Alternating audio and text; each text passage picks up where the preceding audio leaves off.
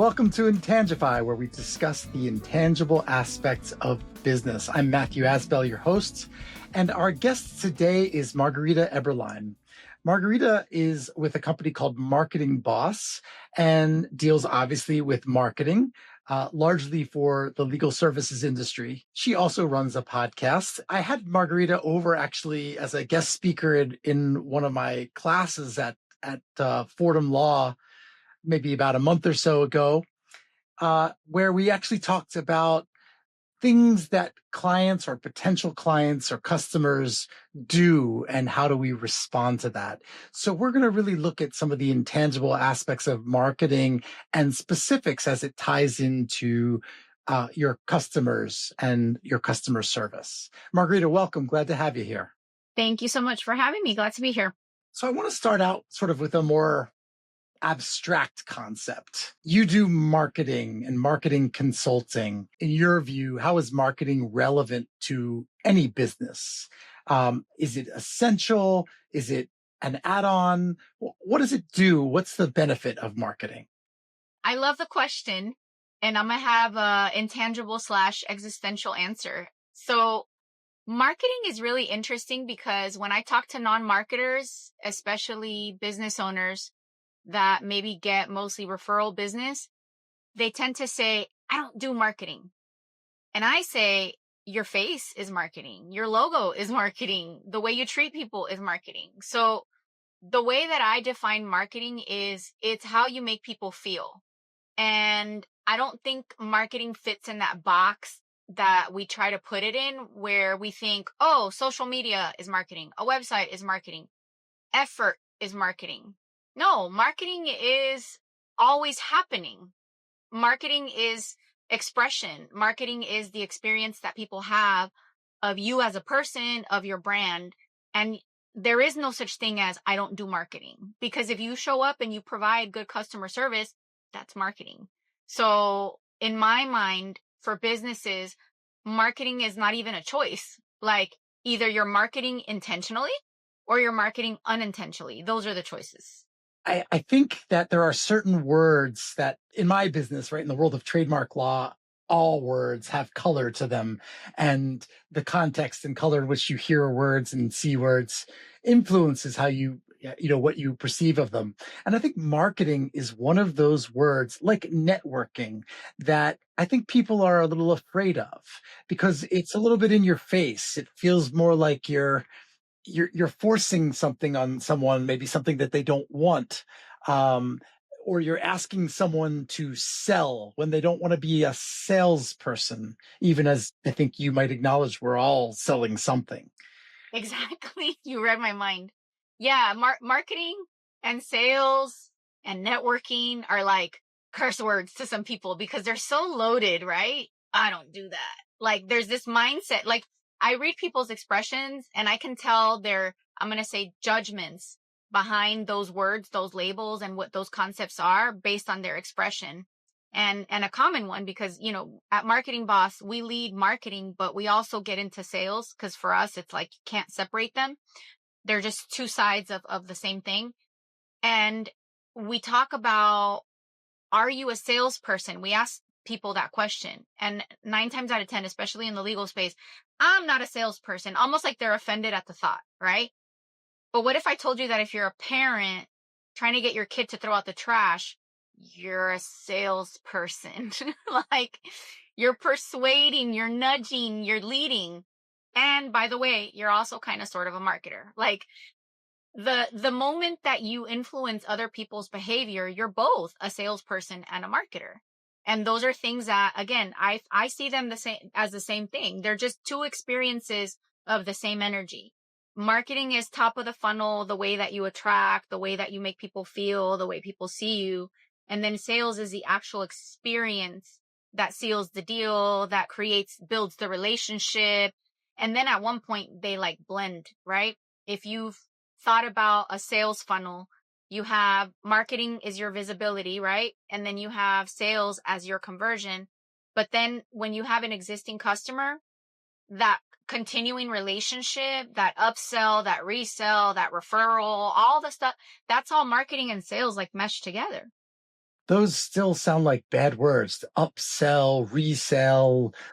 I have a story like I wanted to share with you. A relative of mine wanted to be in touch with a friend, and the friend had maybe some influence to be able to do certain types of events that this relative was interested in doing.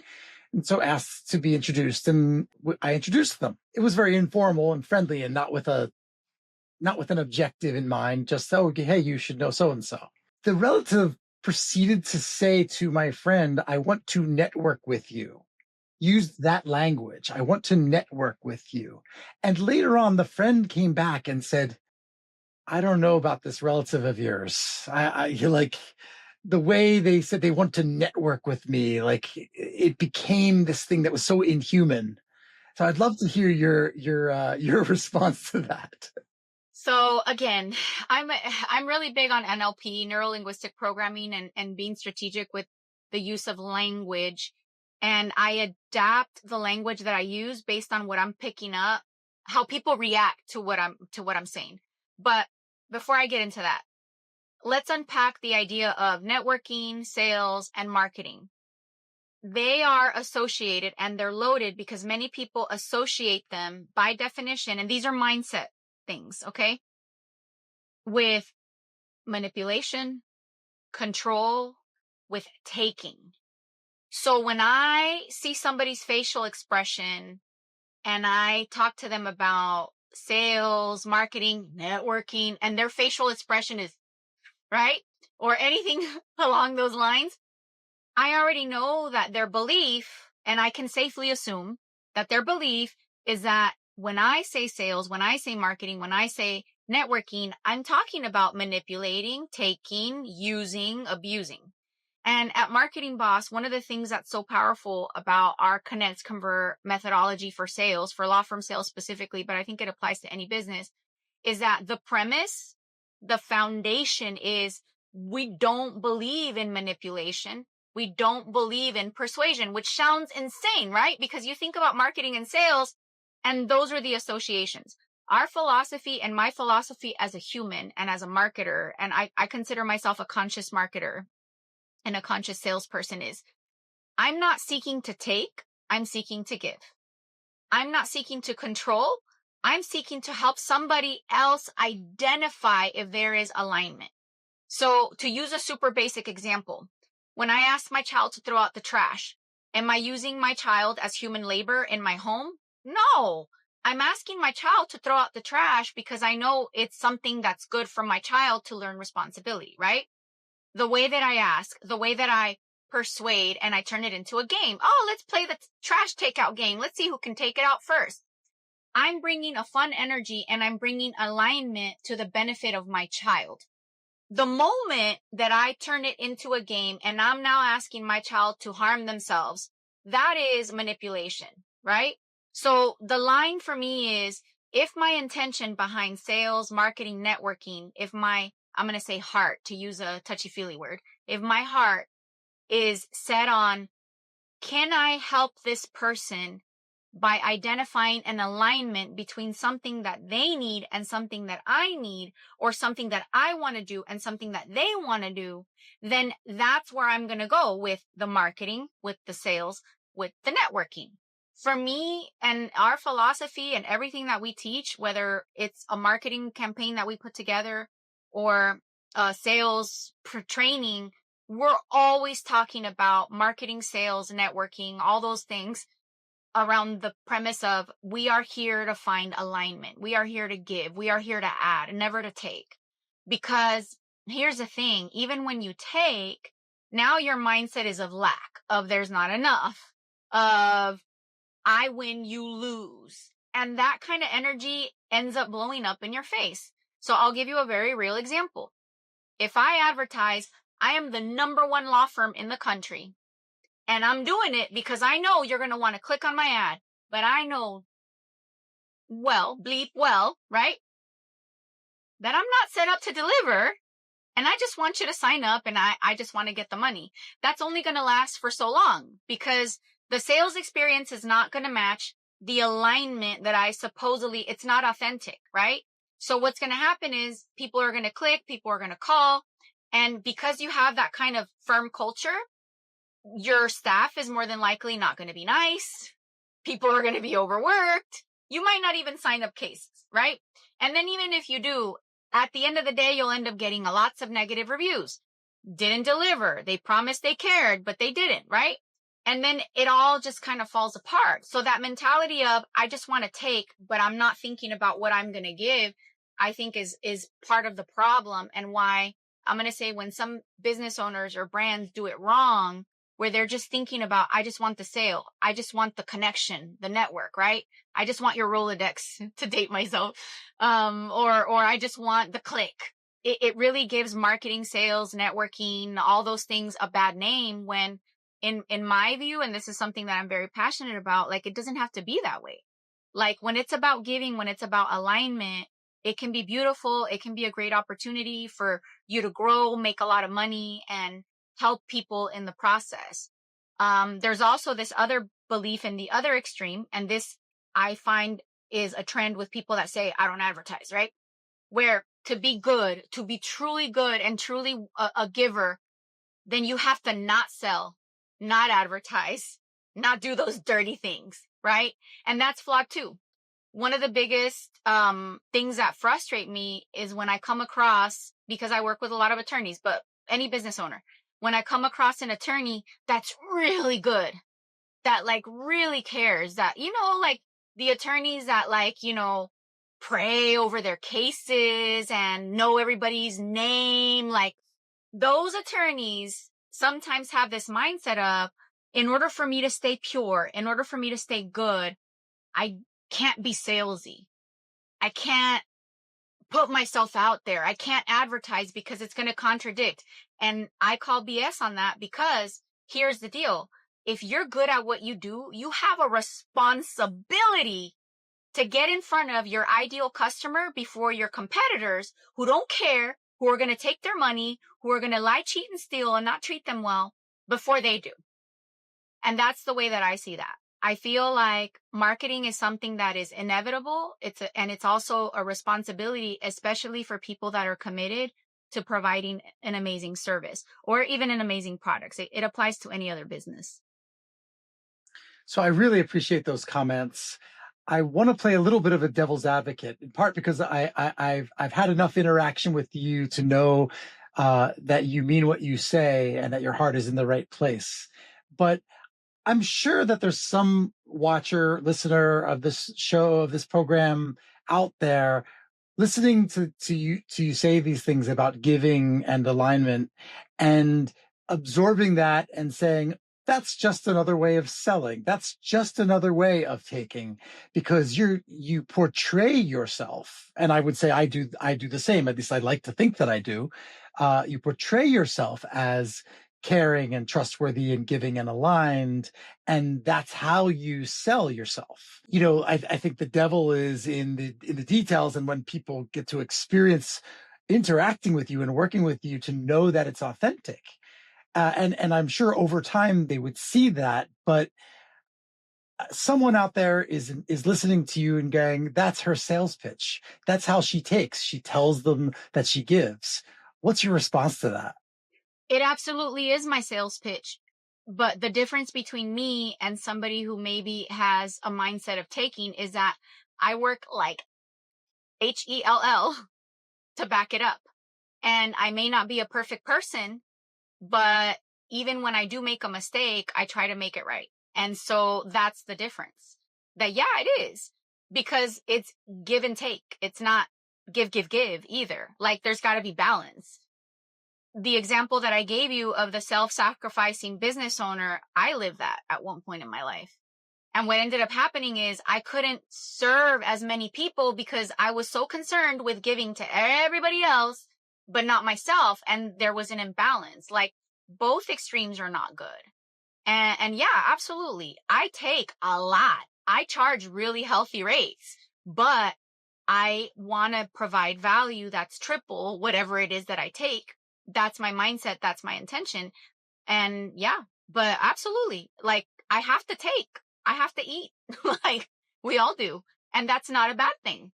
And I almost want to say that that sort of mindset, that sort of question, and I'm not saying you're like this, but that sort of questions comes from a place, from a pattern of, if you're taking, that's bad.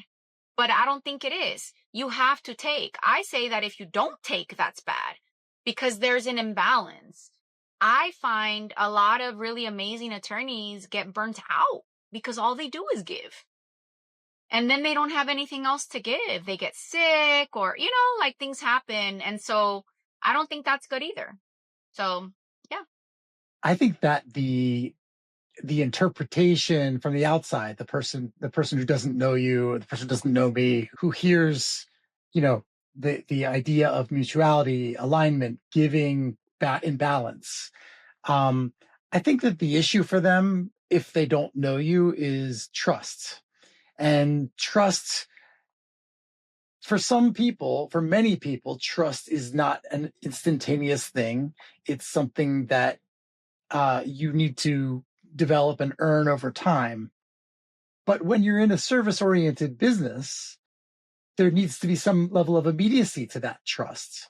So, at least if someone has an immediate need and they're trying to decide to hire someone, to hire you to do their marketing, to hire me to do their legal services, they have to believe that we are who we say we are, that we do care, that we look after ourselves, but we look after them, and we're aligned and looking for a mutual long-term benefit. But how do you develop that trust at that early stage? So I love the question, because I was thinking about this morning, and I try to spend some time in gratitude every morning, at least a minute, right? Like, I'm not like a religious person or anything like that, but I try to just, just think about things that I'm grateful for. And I was thinking about the level of clients that I've had the privilege to work with. And by level, I mean like ethical, but also like size, right? Like law firms that invest in millions of dollars, have multiple locations, like have trusted in me and in my business. And I kind of chuckled, because I sent an email to a client that's been working with me the longest. And I'm like, this guy trusted me like before anybody knew Margarita Eberline, before I published a book, before I worked with, and like, he still trusts me. And I'm like, and I'm that same person. Like, I mean, yeah, I've learned and I've grown and I've matured, of course, but like, my skills are the same, like, as they were before. I'm just as good at analyzing data. I'm just as good at solving problems as I was before. And I'm saying that as a way to answer your question of, sometimes trust just has to be built over time, with you executing, with you proving, with you doing what you say you can do.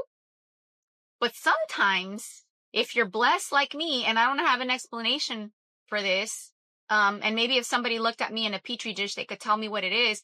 But I've been so blessed that I can walk into a room and they don't know me or whatever. And like, for some reason, people trust me. I don't know if it's my energy. I don't know what it is, but I've been blessed in that way. But I don't take that lightly.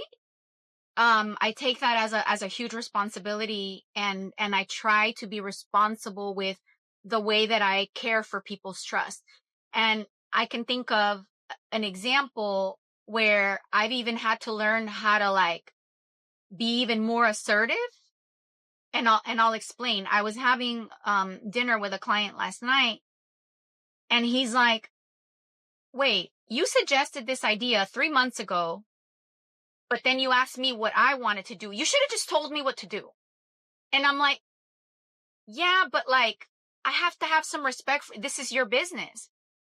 And he was like, "But you're the one that knows what to do." And I'm like, "Yeah, I do. But like, I almost have to do that dance of like, I don't want to be a know-it-all. And that's something I'm working on, but I do know a lot." And so part of the reason why people trust me is because I'm gentle with my expertise. I don't talk down to people. I like to explain things in simple ways. And I like to honor business owners with the patience that they require to grasp whatever it is, especially if it's a big decision, that we're going to do, so that they're also comfortable with it. And I feel like that's part of why I probably have trust. Even though this one person was, I'm going to say, low key complaining, right? I don't know that I want to change that, because part of building trust is honoring people and what's theirs to decide.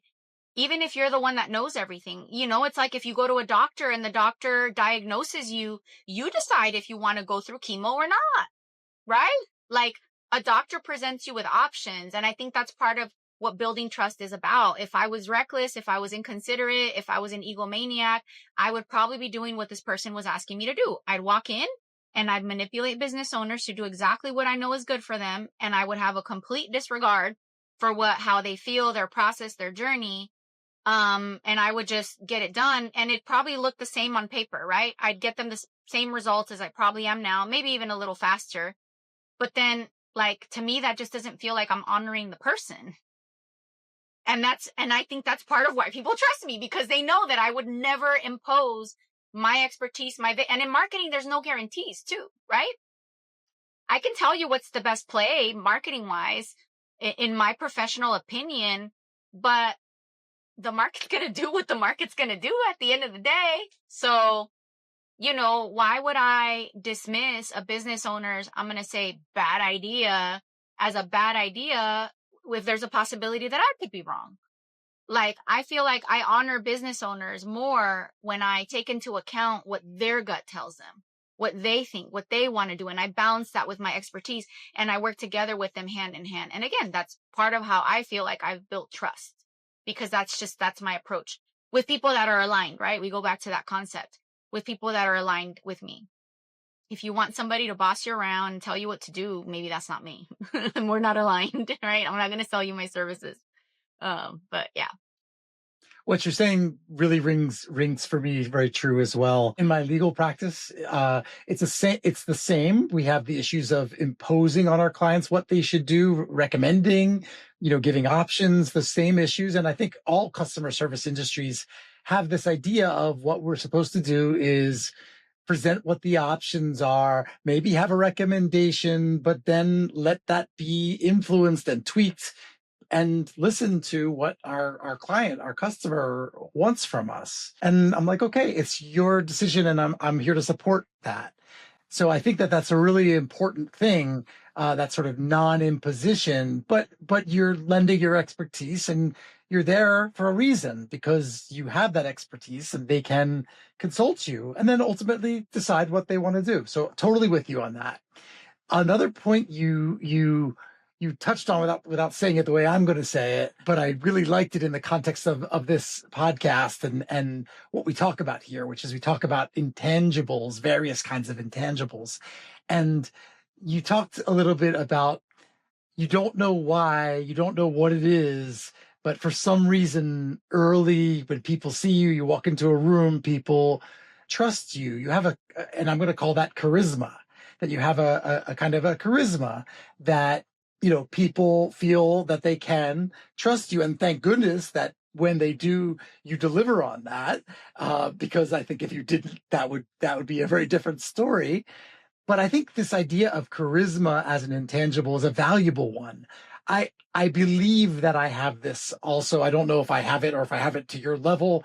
I do find that there are people that just sort of sense that I'm going to take care of them, that I care about them, right? And I guess it's the way I speak or my mannerisms or whatever it is.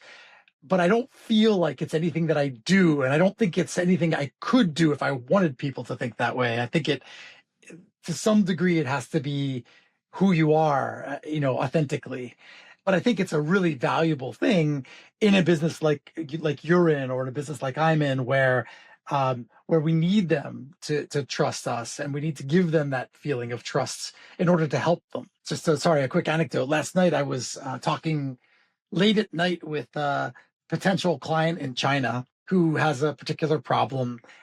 And actually, this is an intermediary, someone who is working on their behalf to try to help find them, the attorney that they need for the work that they need. The discussion went along the lines, I can't tell you the facts, obviously, but the discussion went along the lines of what they're looking for is someone trustworthy. And I snickered to myself, because I'm like, well, how do I give them an assurance that I'm trustworthy. All I can do is say, look, the way you're approaching this, could result this way or this way or this way. I would want you to be prepared for this negative consequence. And all I can do is tell you what I know and be there to support you and help you anticipate the problems you're going to face. But the key thing for them was the trustworthiness. And in order to get at the trustworthiness, they relied on a referral from somebody who also doesn't really know me that well, but a referral and what they're going to find on the internet when they look me up, which I would say if you wanted to know if I was trustworthy, those are not going to be the best ways. The referral maybe, but it depends on how well I know that person. So anyway, I'd love to hear your thoughts about charisma as an intangible and trustworthiness. It's like beauty. It's in the eye of the beholder. Like, as you were talking, I was thinking about, it all goes back to alignment. Like, I've been in situations where people don't trust me. No matter what I do, they just won't trust me. And I let it go because I say to myself, okay, there's no alignment. Like, it's cool. But I think the people that you're aligned with, they're going to trust you. And yeah, people use these external things to feel like better, more reassured. And don't I know it, working with attorneys, right? And I think, though, ultimately, people go with what's familiar. If I could break it down to a formula, and I'm literally just thinking through this out loud, like right now, like I haven't given this much thought. Okay, so if I say something, silly, give me some grace. But I'm wondering, right? If you are in a situation face to face with someone and something about you reminds them of somebody that they like, that they know, that they trust, subconsciously, they're going to be more likely to trust you, right? And we teach this in our sales program. So I'm wondering if those things outweigh all the external things, and the external things are just like training wheels to make the person feel like they're really more secure. But at the end of the day, they're extra and they're not necessary. So like, I'll give you an example, brand new law firm, no visibility online, no reputation online, brand new attorney happens to click, signs up the customer, says to me, I don't need a website. I'm signing up customers. That's cool. Like, that person to person interaction means that there's something there. But then how are you going to get that increased visibility, right? So then puts up a website, horrible pictures, horrible design, right? All of a sudden starts getting calls from, I'm going to call them non-qualified buyers. How much is this? Why so expensive, right? And I'm like, your stuff looks cheap. So that's why they're calling. They're hoping you're cheap, right? Changes the website, different customers call. And I'm describing that as a dynamic of, at the end of the day, the trust is earned based on that familiarity, that comfort, so there's alignment with your target audience, your target avatar in marketing speak, or the person who's sitting across from you whose trust you're trying to earn. Those external things are just training wheels. They're just assistance. The Google reviews, the website, the branding, all of that, I think, is just assistance to add to, but they're not the essence of building trust. The essence of building trust is if in the moment, that person-to-person interaction, or if it's an email or if it's a text, something clicks with that person, and they feel comfortable, they feel safe, it feels familiar, then you're golden. It's kind of scary to think about it that way, to be honest. Even with myself, sometimes I'm like, why did I trust that person, right? Like, we all have those moments, but I'm just, and again, I'm noodling through this out loud as we're having this conversation. I think there's a subconscious tug with the familiar, and so we gravitate toward that as far as trust. And then there's the external things that can kind of help. And somewhere in that we land to, I trust this person, I don't trust this person. And trust can be fickle too. I had a interaction years ago where I was working with a vendor who I had worked with professionally, a journalist, and she was now a vendor for one of my clients. And my client, because of COVID, cut her. But he didn't just cut her. He asked me, do you think this is a good investment? And I very neutrally, like, walked him through, these are the things that you're doing. Like, these are the things that I wouldn't cut that's as best as I can tell you. So I never said, cut this person, right? The recommendations that I gave aligned with that, but it was his decision to make.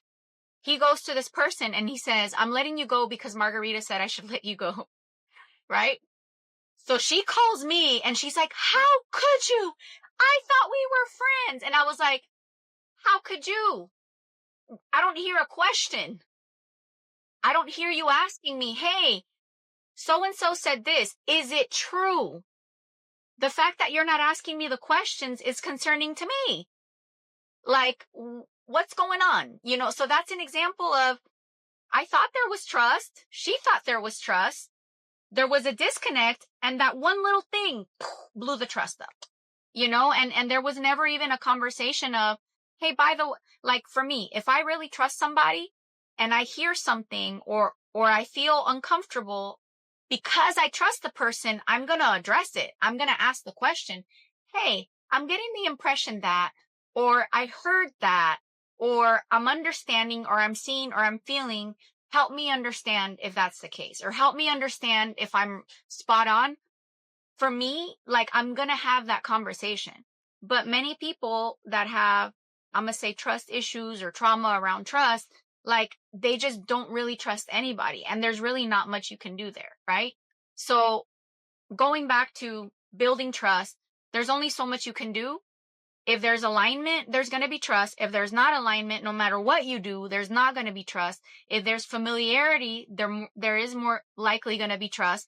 But if people have certain mindset things or they've got stuff going on, sometimes that has nothing to do with you. Sometimes no matter what you do, the trust can go away. Again, I love a lot of what you had to say here. I want to take this in a direction to talk about the kinds of specific things that customers, clients, potential customers say or think. But before we get there, something you said really triggered me to want to go kind of off my script. I don't have a script, but my outline. You kind of said that it's that the trust came from alignment or perceived alignment, that the person is like them, the person thinks like them, whatever it is.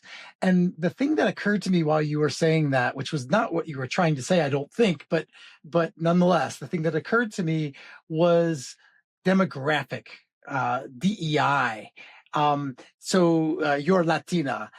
The alignment that arises from being of the same race or having the same language or having the same cultural background. And when we're in a situation where the person is not that, then where does that trust come from, or how do they perceive the alignment if they perceive us to be different?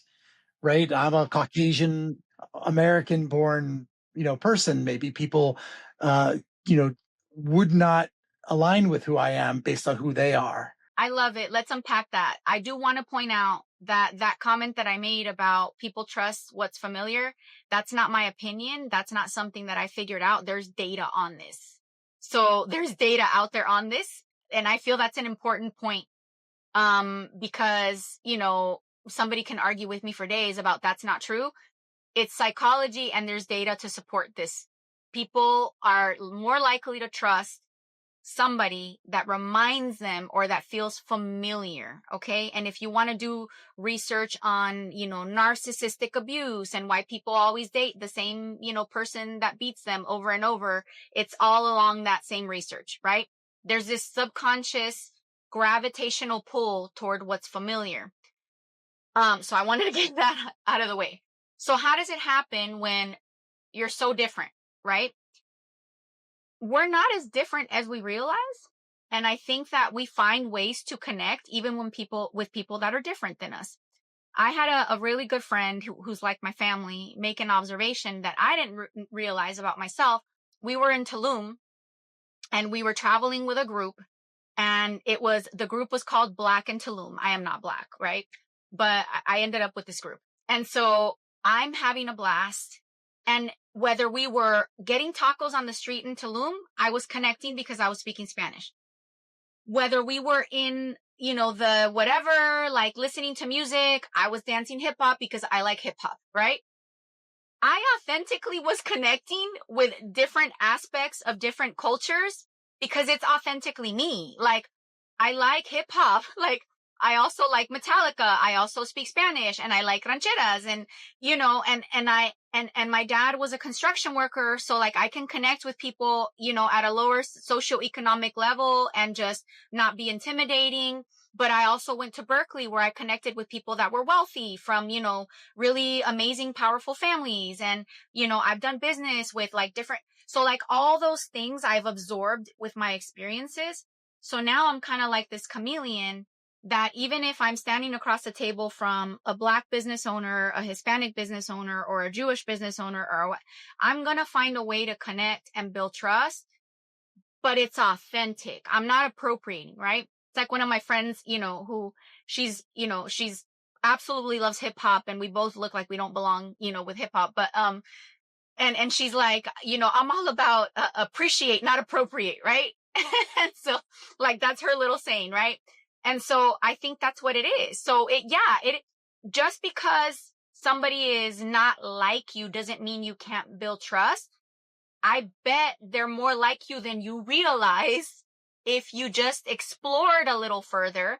And also if you became more open to other things that maybe are not a part of your bubble, on the flip side, I had a experience in my very early 20s when I was still trying to figure out life and career and all that. And, I was in a leadership program at Nielsen, the ratings company.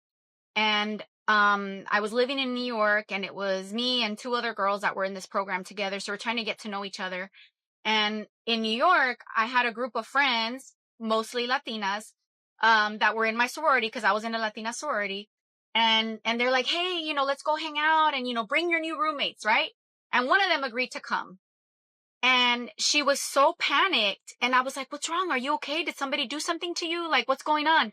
And she was like, I'm just really uncomfortable. She's like, like everybody's Hispanic. And I was like, it's fine. Whatever. Like, I go to places all the time and I'm the only Hispanic. Like, you'll be fine.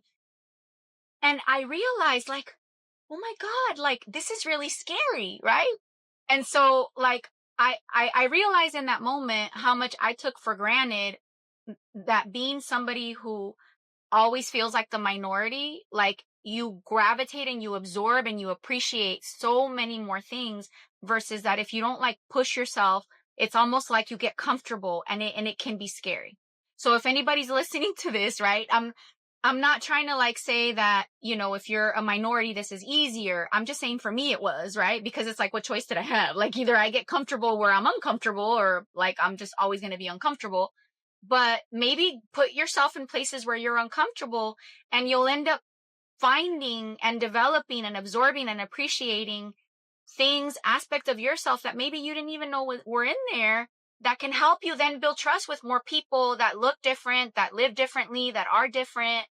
One of my favorite books that I read around that season of my life was Kiss, Bow, or Shake Hands, where I learned about how different cultures express respect, disrespect, like all those things, and have fun with it, And I think now that, again, I'm just thinking out loud, like, how do I build trust? And I think all of these experiences that I've had throughout my life, like my personal life, my career, and even cultural experiences have helped me get to this place where I am, where yeah, I can build trust with just about anybody from anywhere because I've had all these diverse experiences and I can almost always find something that I have in common with somebody. I love that you brought up Kiss, Bow, or Shake Hands because the author Terry Morrison is actually going to be on this podcast. So she and I actually had an amazing conversation. Wow. And we're working on getting that scheduled. So I'm really glad you mentioned that. She's awesome. Oh my gosh, yeah. please introduce me.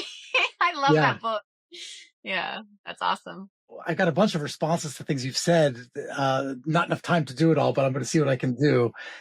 One thing that you sort of said is sort of get out of your comfort zone. And you talked about, being a minority and because of who you were, right? I want to flip that on its head because I'm not a minority, or at least I'm only one minority that you wouldn't know to look at me, but rather, I'm a white male who grew up in a privileged world, in a privileged environment. I also have a comfort zone, and I've had conversations with, particularly in talking about diversity, equity, and inclusion, talking to people about diversity, equity, and inclusion. it's a very uncomfortable thing for someone like me. And I'm like pushing myself to be able to have a conversation about someone's race without feeling like I have to whisper it or I can't say it or I'm afraid I'm going to offend. And I was told by a colleague who's in that space, she said, that's what you need to do. You need to be willing to be uncomfortable.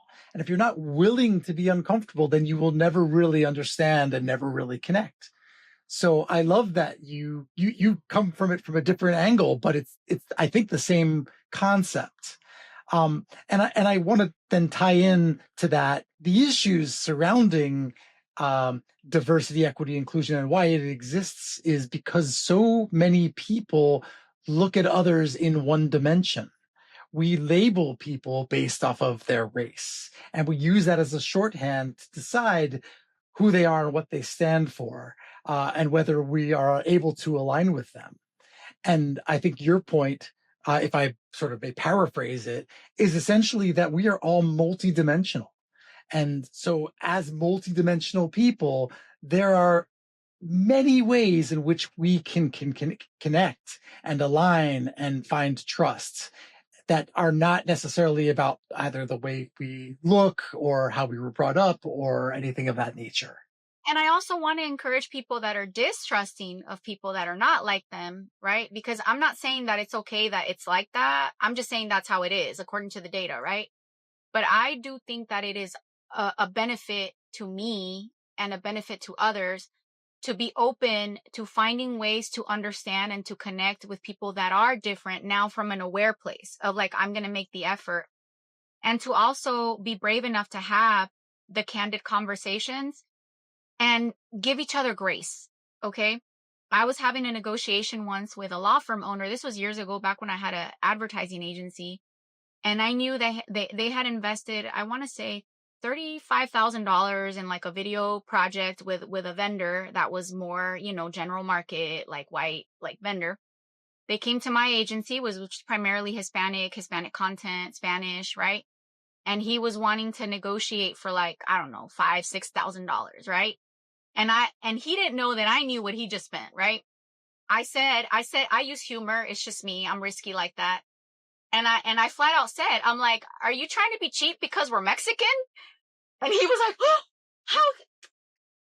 All right, fine. I'll give you what you asked for. You know what I mean? And like, I kind of used, but I extended him grace. Like I wasn't like, I became aware that maybe in his mind, he thought, oh, this should be way cheaper. Cause there's just a bunch of, I'm just going to be rude. Just a bunch of Mexicans trying to play business, right? I'm going to pay the other guy cause, and I was aware of that, but I didn't come at him from a place of judgment. Like I said a joke, but I did extend him grace. And I was like, I get it, right? Like in your mind, this is worth more because it's with this big company and their general market or whatever. But I know my quality is just as good. And I'm giving you an amazing deal because I can, right? I don't have the overhead that this company has right now. So I can afford to do it. And I want to work with you, not because I'm cheap, not because it's not worth it.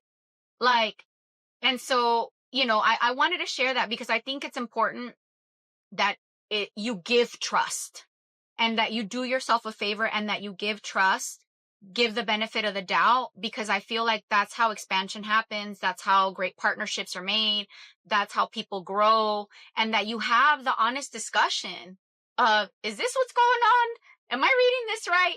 And I know it can be scary, right? Like it's not scary for me because I'm just at that place in my life, right?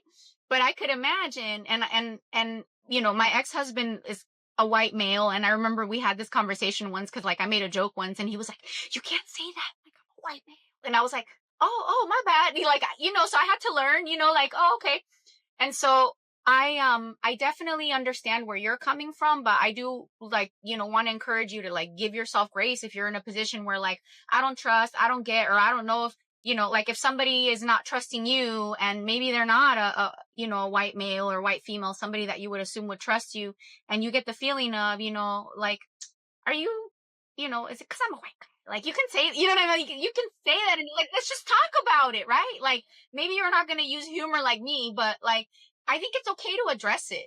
and just kind of get through it. And sometimes that builds trust. That story that I shared with you with that particular person, like that could have gone south had I like played it wrong. That person is a friend, like still a client, you know what I mean? Like it's turned into this amazing relationship because we're able to have those conversations. And I think that's part of building trust too. If something feels off, that you address it. And either it's going to blow up in your face and you're going to find that there's no alignment, and that's good too, or you're going to overcome it and build even more trust, So going back to the example that you gave about the reviews and, the person looking for the reviews and all of that, like, I think it'd be okay to say, hey, can I ask you something? Like, do you right now in this moment feel like you can trust me? Like, what does your gut tell you? Like, it's okay to have that conversation too. And I'm not saying dismiss I'm going to say safety mechanisms for trust, but like, I think it's okay to speak up about what you're already knowing, that those things don't define me. Like, it's okay to say that, right? Like, I'm so much more than, thank you for the referral and thank you for the Google review. But I'm so much more than that. Like, can we just have that conversation? Like, that also builds trust. Yeah, I'm totally with you. I mean, I've probably been guilty of not raising that when I felt uncomfortable, but I actually relatively recently had a discussion with a client about whether or not to raise a certain point. And I actually did raise the point with this third party, and the client responded to me privately and said something like, I probably wouldn't have said that. And I apologized, but I said that I'm the kind of person who errs on the side of calling out the elephant in the room. I think you call out the elephant in the room, it gets addressed, and people feel comfortable and can trust you, and you can get through it. And if you don't, it just simmers behind the scenes as the reason that nobody knows why, you're not working well together. So I'm definitely a fan of that concept. We only have a few minutes left, so I do want to switch gears a little bit, because I know you have this amazing expertise and knowledge um, dealing with how people communicate and how people react to each other.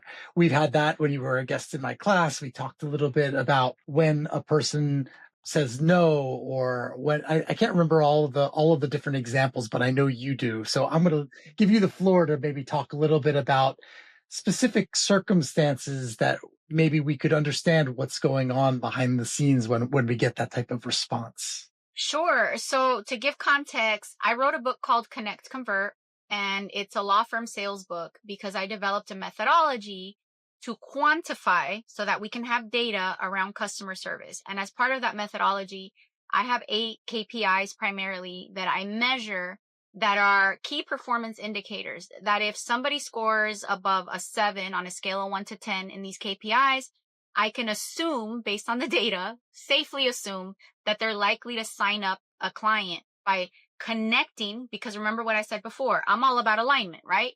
Creating that connection and then converting the lead. So connecting, identifying the alignment, and then converting the lead. And so in your class, we talked about overcoming objections, and we talked about things that happen like ghosting, where somebody says, yes, send me the contract, and then they ghost you. And I talked about, and I'll break down just a couple of highlights because there's a lot there. How you can catch on to that fairly quickly, but like people give you a lot of information in very subtle ways that if you learn how to pick up on it, you can identify, oh, they're probably going to ghost me, right?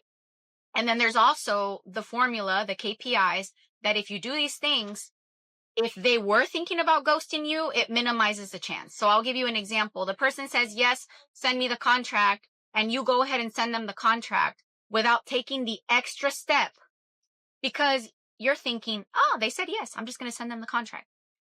You don't take the extra step of, by the way, this is a great decision. I'm so happy that you called. My name's Margarita, by the way.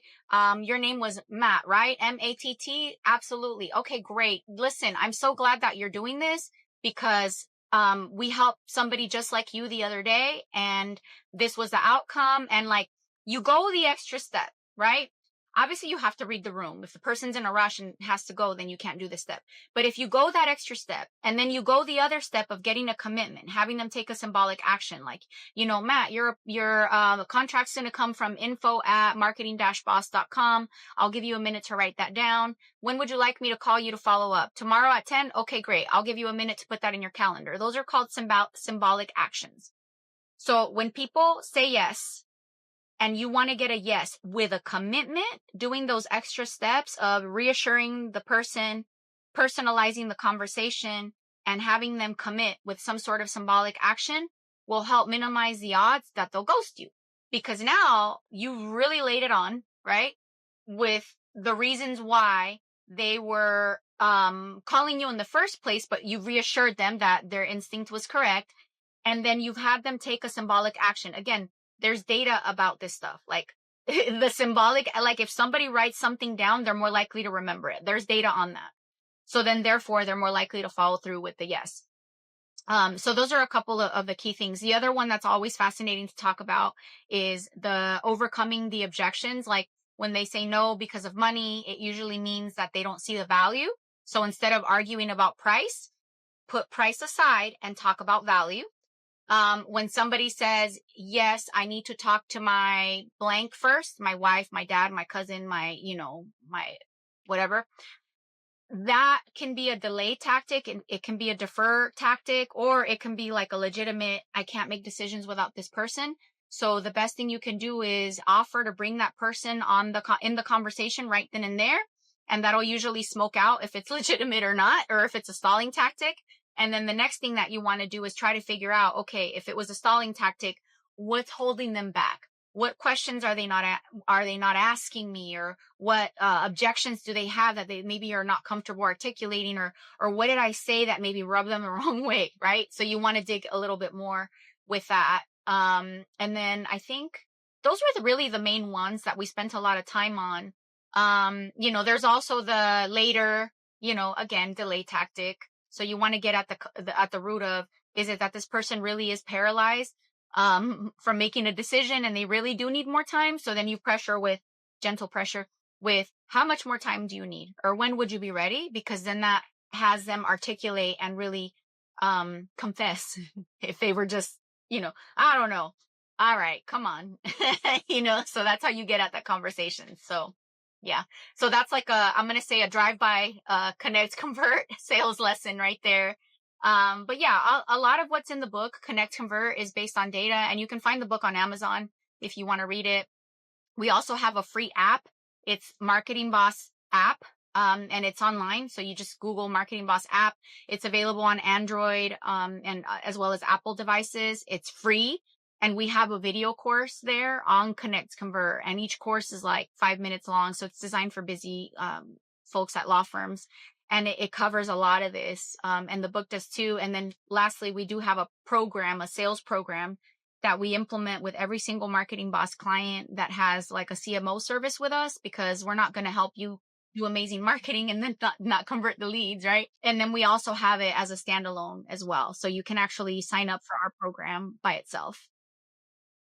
Thanks very much. I'm glad you raised all of those things. So I clearly need to get my hands on a copy of Connect Convert, download the app. But I also think that it's important that people know, how do they get to Margarita? How do they get to Margarita if they want to book you on their show, hire you as a marketing consultant, or take one of these programs? So can you share that for us? Absolutely. So I'm in the middle of redesigning my website. So you can go to marketing-boss.com. And if you find a typo, I'll give you $1 because it's under construction. And if you're an attorney, you'll probably find a typo. So that's one place. And then I have a contact form with my calendar. And then my old website is at margaritaeberline.com. So either website, you can reach me. And I'm all over social media. I absolutely love Instagram and Facebook. Facebook is really what I use the most. I'm also on TikTok, YouTube, so all the social medias, and it's just my name, Margarita Eberline. And you can also do the Marketing Boss, because we have social handles for the firm, and then we have socials for me, but I'm obviously on mine. So. And you have your own podcast too, correct? I do. I have, and I'm always looking for amazing guests. So Care Sandwich Podcast is my podcast. And you're probably wondering, like, Care Sandwich, like marketing, what is that? So the philosophy was we talked to law firm owners and lawyers in the industry about how you can begin with care, provide amazing service, and then follow up with a customer experience that backs up the message that you care. So that's the Care Sandwich. That sounded like an LSAT question. So yeah, that's Care Sandwich. It's our podcast, and it's on Spotify, iTunes, all the different podcast platforms. And then we have a website as well, caresandwich podcast.com. And you can actually apply to be a guest on there if you're interested. I'm always looking for interesting guests, law firm owners, attorneys, even vendors every once in a while that work with law firms and want to share tips for law firm owners and lawyers. Great. Well, Margarita, this has been an amazing conversation, which I knew it was going to be, but you delivered as expected. So thank you so much for being here with me. And I know you and I will continue our conversations and continue looking for opportunities together. But I greatly, thank you for the conversation today. It's my pleasure. Thank you so much for having me.